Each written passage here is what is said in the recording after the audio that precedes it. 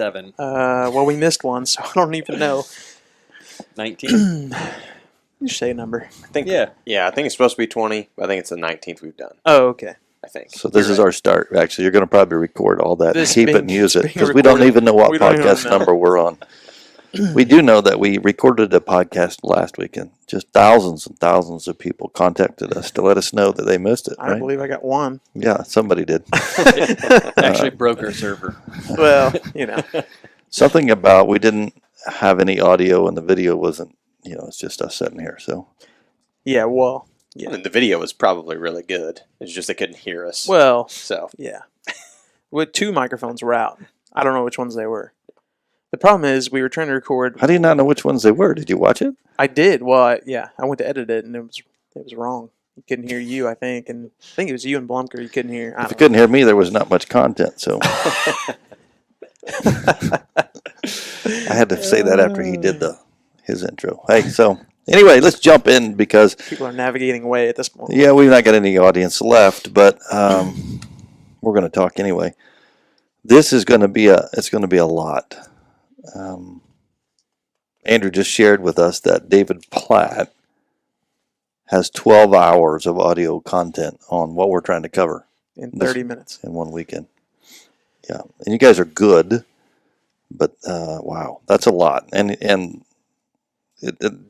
Platt, there's content there that you're going to pull from, and you're going to preach in 30 minutes and summarize what Jesus took 6, 8, 9 hours to live. So it's going to be a big challenge. We're going to deal with chapter 23, chapter 24, and really wrap this story together as Jesus goes from Galacunte, which Ben led us through the discussion of that in the sermon.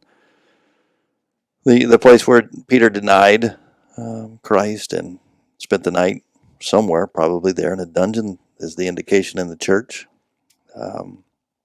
And then early in the morning. So let's pick up at that point. I'm going to let you guys jump in.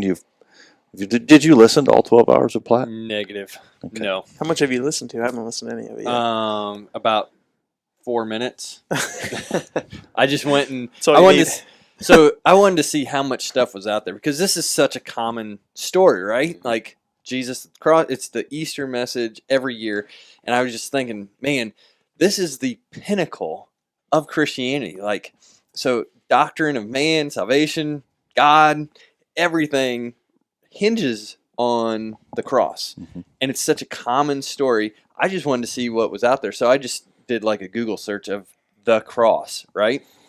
And Platt was like one of the very first ones that popped up because I think he has so much on it. But like everyone speaks about this every Easter. And so I guess even in my intent with dealing with this is not to take it for granted. And we've been saying that through the whole Luke series. This like matters. And so, the phrase I really latched on to that I heard in the first 3 minutes of Platt, he said, we humbly come to the cross and we leave with an urgency from the cross. And so that's kind of the... May I suggest you might want to watch a little bit more of Platt? I know, right? That's a pretty good line. Well, and if you're watching this, Secret Church, Right Now Media, go on there. There's 12 hours of content on this that is there really is 12 hours of content. Yes, it's not fluff. It's not fluff. It's real legit teaching of so many layers in this story. This is what God has been up to since the garden. Yeah, it's coming to this moment. Well, this is the moment that our entire series has built up to, right? The most important death of the most important man in the entire world, like right here, So I kind of prepped you guys for this, but there's nothing you can do to really grasp these locations and what you see and experience there until you just do it. And so we went from Galacunte, we went along the western side of the wall, which is, in my opinion, the more likely route that they took Jesus along instead of the traditional Via Dolorosa, which is not that traditional. It's pretty new. We went to the place where the stone courtyard was. And actually, I'm going to use that video, I think, as we wrap this whole series up. And talked about the fact that, Pilate came out there and the trial takes place. And the people maybe some of the same ones who heralded him as the coming Messiah, as we came down the Mount of Olives, are now calling for him to be crucified. I always find it ironic that Pilate washes his hands to absolve himself of guilt in the story. And it's because he doesn't really get what he's saying, but he's not the primary guilt in the story. You know, he's the one calling the shot, I guess, to send Jesus forth. But it's us. It's sin. It's our guilt is why this story transpires there. I find that to be a powerful, powerful location because I always reflect upon myself there. You know, who am I in the crowd? Who am I in the crowd of people there? I'm kind of like Barabbas, who's released, right? The known guilty guy. I'm probably all too often would be in the crowd. Mm-hmm. I think that's the reality is like when you really start thinking about it, a lot of times we like to identify with like Peter or, you know, some of these other characters throughout the timeline. But if we're probably honest, we're the ones saying crucify, you know? And I think that's really hard to like. I hope I never stomach. become the chief priests and teachers of the law who know better and still do it. Mm-hmm. But then, I just started doing a kind of an Excel spreadsheet list for whatever reason. I don't know why. Of That all of sounds the really like old school. geeky. Yeah. Just coming up with all of the reasons, like, and Farley, you alluded to this a little bit last weekend, but the steps that were missed in the trial process. Yeah. You know, like there's just, it's insane. Yeah. And you know, the timeline is just so fast. Like from the garden to Caiaphas's father-in-law to Caiaphas to Pilate to Herod to Pilate to the cross. I mean, it is a fast progression. Yeah. Mm-hmm. Which just shows you what their ultimate goal was. There was no desire for justice or anything like that. The whole goal was to kill Jesus. Is it where it says, I think it may be in John, where it talks about Caiaphas had decided that one man should die for the people. Well, there it is. That's why this trial was fast-tracked, because that's what they wanted to do, but they didn't know what they were doing by sending him to that. So, Well, and here's the other thing. This isn't a Roman trial. This isn't a Jewish trial. This is God's plan. Yeah. And the only way this happens is by God's directing, Mm-hmm. because they were breaking Roman law. They were breaking Jewish law. Like, this is only expedited by the hand of God. Yep. Well, one of the things that you and I were talking about last week when we were getting ready for this is there's I forget what verse it is in here, but that's the day that Pilate and Herod became friends, and you Yeah. kind of alluded to that in our conversation. Yeah, I thought I was reading a commentary last week about why they were like enemies. So Herod was in charge of the Galilee, northern region, and Pilate was in charge of the central region there, Judea and all that. But anyway, Pilate would do intentional things to like anger the Jews just to get like Herod in trouble. And so the Jews would always have this, like, after a battle or something, Pilate would send his swords and shields to be put in the synagogues up in Galilee just to like defile. And so then Herod had to account for that with the Jewish people, and Pilate just constantly did that, like poked the iron in the fire there to rile them up. So I thought it was interesting. I'd never heard that detail before. me neither. Yeah. But yeah, I wouldn't like the dude either. they were bad guys. But they unify over this, right? Which is a crazy detail in Luke's gospel. Well, this is for the whole world, though. Mm-hmm. Yeah. And I guess that's part of the story. It's for the people in the crowd who are calling for crucifixion. It's for the chief priests and teachers of the law who orchestrate this whole chaos. It's for Pilate, who absolves himself of guilt. It's for Herod. I mean, it's for us. Mm-hmm. So this is the key moment for everybody. Yep. At daybreak, the council of the elders of the people, both the chief priests and the teachers of the law, met together, and Jesus was led before them. "If you are the Christ," they said, "tell us." Jesus answered, "If I tell you, you will not believe me. And if I ask you, you would not answer. But from now on, the Son of Man will be seated at the right hand of the mighty God." They all ask, "Are you then the Son of God?" He replied, "You are right in saying that I am." Then they said, "Why do we need any more testimony? We have heard it from his own lips." I think they're going, "We finally got you." They've been trying to get this on record, for a couple of years, Mm-hmm. and they finally won. I think it's interesting. So, like by Roman law, if you were inciting a riot, that was actually punishable by death, right? Because they would squash riots and stuff like that. So Jesus is being brought for inciting a riot when in all reality, the chief priest They got are their the own. ones actually inciting conflict. Like Jesus Yeah. isn't. Yeah, I think that's a really interesting thing there. Right? He stirs up trouble all over Judea. Yeah. That's their claim to Pilate. Yep. When they're the ones. Oh man, that's nothing new though. We all do that. Mm-hmm. Adam and Eve did that. They had a blame game going. We all try to push it somewhere else. Verse 13, 23:13, Pilate called together chief priests, rulers, people, and said to them, "You brought me this man as one who is inciting the people to rebellion. I have examined him in your presence and have found no basis for your charges against him. Neither is Herod, for he sent him back to us. As you can see, he has done nothing to deserve death." So that's huge because, like, when we talk about the Messiah, right, there's a proclamation here made by Pilate saying he's innocent.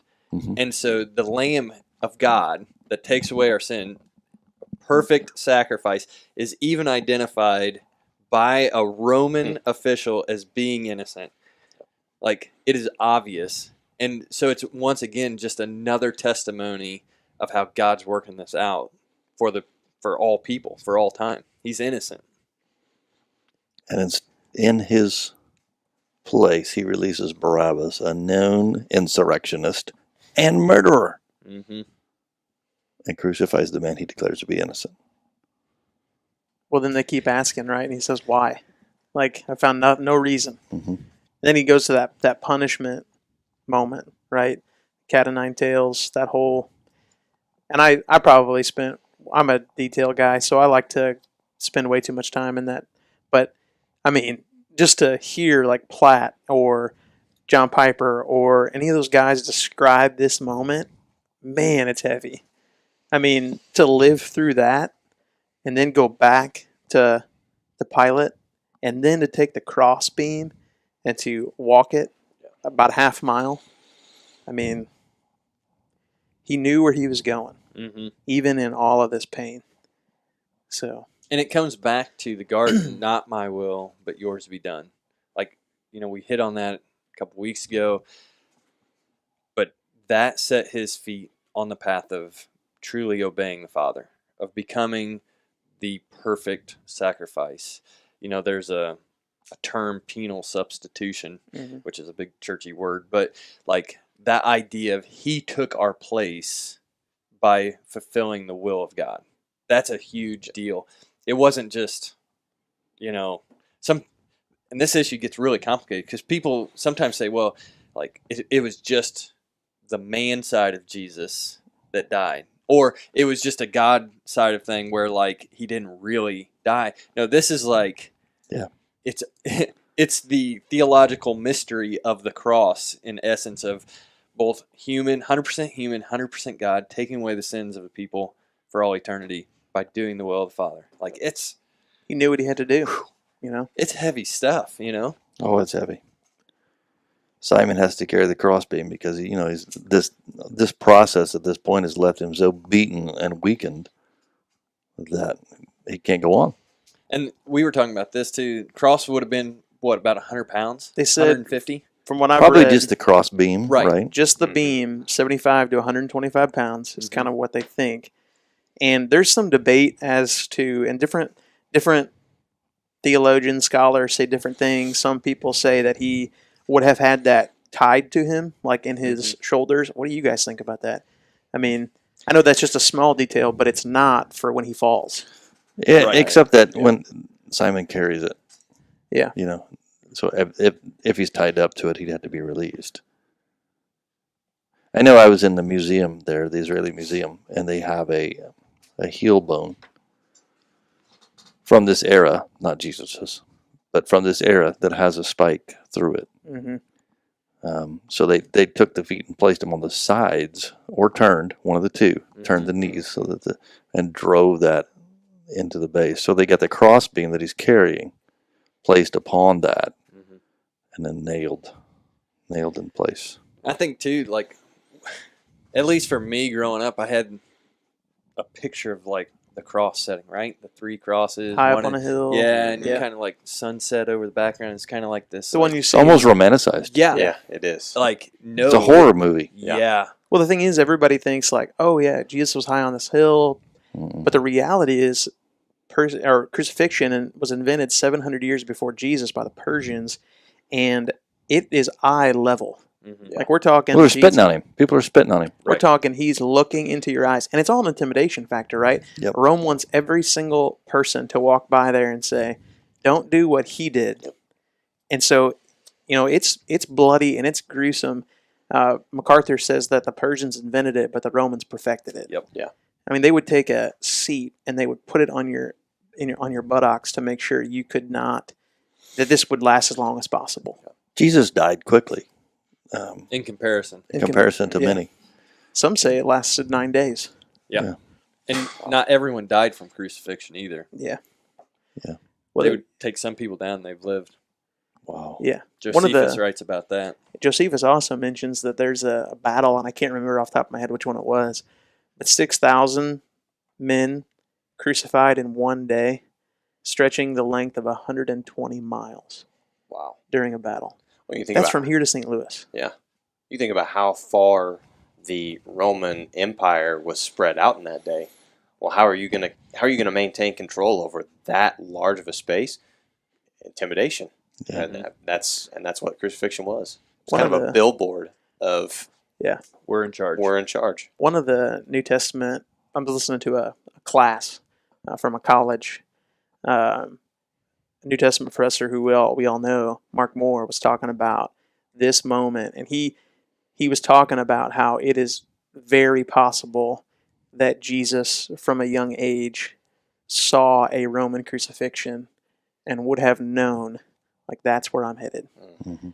Now, there's no place in the Bible that we can point to that, and I think sometimes the temptation is to, as Jeff said, like romanticize this or put detail that are not in the text. So I don't think we can say that with certainty, but it is interesting to think about. It was a common thing. Yeah, it's all over the place. And so even in this, so crucifixion is a common thing. The crucifixion of Christ is not. Yeah. Like this is not just another. Well, yeah, I mean that's why Crucifixion. I think you and I were talking about this. You said that like Matthew is the most detailed gospel account from this resurrection and crucifixion story. Luke is I forget what word you used. So Matthew is the most comprehensive. Luke is the most detailed. Okay. So there's more content in Matthew about it. Yeah. But the reason that it's not explained in great detail is because people just knew about it. Mm-hmm. Yeah. Like it was just normal. For us, it's not normal. But for them, this is everyday life. Mm-hmm. Mm-hmm. And I think you get a little picture of that in verse 32 when it says 2 other men, both criminals, were also led out with him to be executed. Like Happened all the time. this was a perpetual thing. So it's like that claim of Jesus seeing it. Yeah, like everyone saw it. Yeah. It wasn't something special that they came up And even with. in his last breath, right, he's saying, Father, forgive them. Mm-hmm. Like he's still offering forgiveness in his most physically beaten moment of his entire life. To me, one of the most touching statements is when he speaks to the care of his mother. Mm-hmm. Yeah. I mean, that's to be able to love enough to, even in the most intense, horrible personal experience, not be focused on yourself. Hmm. I mean, Jesus just typifies just perfect love. One of the things I was reading too was talking about how, you said this 2 weeks ago that darkness covered. Mm-hmm. One of the commentaries says that at this moment, like God put his hand over the sun to block out the sun from this area. And there's a lot of people that try to explain it away. 33 AD, there's a solar eclipse. So some people are, they're finding a scientific way. We really Except don't that know. the calendar doesn't line up I with know. 33 AD. This didn't happen in 33 AD. I know. That's Probably 37. so there's tons of ways to explain it, but the reality, or people are trying to explain it, but the reality is, like, it happened. This is a miraculous story. Yeah. Yep. The love is miraculous. Yeah. So I took you guys to the Church of the Holy Sepulchre. It's one of those places that you've got to go to. It is What's your thought there? the Like- history. The history is pretty convincing about Okay. location. That's probably it. Maybe not. You climb up the stairs there, and I don't remember if we went up there or not. Did we? Mhm. We where, did, where we there's a did. little hole Yep. where they put the ground. Well, that's Yep. probably So do who you- knows about do you that, think but that's the right place. somewhere probably in the proximity of that building was where crucifixions happened. Yeah. And then the graveyard is right there. In fact, it's a huge building controlled by 5 or 6 different churches, and it's a weird setup. It's so religious that it doesn't feel right. It doesn't seem right. It doesn't look right. I mean, you walk straight in and there's a slab of marble on the ground where they say that's the place where Jesus' body was taken down and prepared for burial. And there'll be people laying on that, pouring oil on that, weeping on that, kissing it, and Yeah. from all over the world, multiple languages and religious garb being worn. And, and you walk down the inside the building, but into another area, and there's this building inside the building, like a Yeah, log and cabin everybody- inside the building. Everybody is worshiping that. Well, that's the place where they say the tomb is, right, or was. But the rock's been chiseled away. When they built Herodian built an idolatrous temple on top of the location to try to. That's part of the reason archaeologically they say that's a good selection of locations, is because he chose to defile that place by building a pagan temple on top of it. That tells you that he knew there was, in the eyes of the early Christians, something significant there. Mhm. And so then, but you got the tombs, and we went on that little side room, which is just, 20 yards I maybe say Yeah. off to the side, maybe maybe not even that. And nobody was there. weird thing that nobody was there. We shot the video. I'm going to use that on the last week of the series. We shot the video of the little tomb niches. So yeah, I think it's the place, but it doesn't feel right. It doesn't seem right. It's not romanticized. No. It's religious. Yeah. Too religious. This was just a brutal. I mean, you watch The Passion of the Christ. That just touches on it. Mhm. It's hard to watch. Yep. I can't watch the whole thing. Turn away. And I guess the resounding thing is not just that what was done to him is so awful, but it's my fault. Yeah. I think you're exactly right. I mean, one of the guys that we kind of listen to occasionally says, started screaming like, "You killed God" in his sermon, and I started really thinking about that. Like, man, like our sin did that. Yeah. Like we put Jesus on the cross. That's- Then that's the sermon that Peter preaches everywhere he goes from here on out. You killed you killed him. Christ. Yeah. And I think he's preaching to himself too. Oh, Oh, absolutely. absolutely. Like- Is. He is reminded of that every single time he preaches it. Good preaching has to be to ourselves first.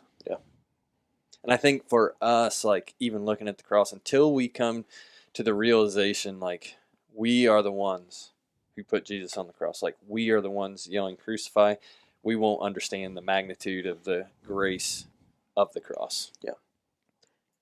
This scene here described in verse 35 just makes you want to throw up. The people stood watching, and the rulers even sneered at him. They said he saved others. Let him save himself if he is the Christ of God, the chosen one. The soldiers also came up and mocked him. They offered him wine vinegar, which I think it was you, Andrew, that shared. Basically, that Yeah, I was talking to you about that last week. was it you? The toilet brush. Mm-hmm. Essentially, they're putting a toilet brush in the mouth of Jesus. That's their toilet brush. And they're mocking him. They're laughing at him. They're ridiculing this man who's dying, who's been declared innocent and yet crucified. It's just a gut-wrenching part of the story. So they take him down. We've got this guy shows back up on the scene in the story. That's a big moment, man. He's separating himself from the people who said, bury him in my tomb. Bury him in my tomb. Yeah. Nicodemus. Wow. I think that's, we obviously haven't preached this sermon yet, but that's where I'm going to go. I think in it, at least at the moment, on 5 days before Sunday. Where are you going It's to a go? long time. Just this moment of Nicodemus. He goes from John 3 to, bam, this is where he ends up. And Matthew's gospel, and I was telling Nina It's 3.5 years later. Yeah. 3 years later. he's at a distance, right? And I don't know, it's just Matthew's gospel says that when Jesus died, that the earth shook and that people came out of their tombs, and it wasn't even Sunday, and there was a resurrection power happening because Matthew says that these people went in and started telling everybody about the fact that they had been raised to life. Yeah. It's like, holy cow, man, that's overwhelming to I me. kind of view this as like that Avengers moment, Yeah. like when Thor comes down or whatever, like the power of God. There is a moment, right? There is a moment where like heaven and earth are connected Mhm. and the graves come loose. Well, and it's like that same resurrection power is available to you today. Yep. And it was available for Nicodemus. It was available for you. And man, I'm fired up That's about Sunday. the part of this that's just I'm ready for Sunday. so, yeah, I bet you are. That's the part of this that is so hard to comprehend because I can't imagine having the power and the authority to just obliterate the suckers that are spitting on you and all that kind of stuff. And because you're innocent and they just won't stop. Yep. And yet, that's what Paul says in Philippians 2. Mhm. He humbled himself and became like a man, became obedient to death, even death on a cross. See, we've been talking for 30 minutes and we scratch the surface. I I was know. gonna say we haven't even got. Sunday's It's like gonna when he dies, though, God says, okay, I'm just going to show you made a mistake. Well, the thing that I thought about too is like, Father, into your hands I commit my spirit. When's the last time you used the word Father in the garden? Yep. It's like there's the separation is now brought back. Mhm. He is with his Father. And that, to me, was pretty cool. So here's the last little tidbit, right? You got a minute and a half. Okay, that's all I need. So Jesus dies on the cross, right? But that's not the end of the story.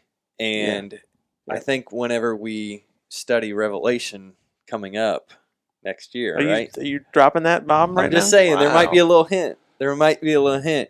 He's not coming back the same way Nope. Yeah. he came the first time. Yep. There's a glimpse. When he dies, what happens is a glimpse of the next time. Yep. And the next time, we're going to wrap this whole story of Luke up.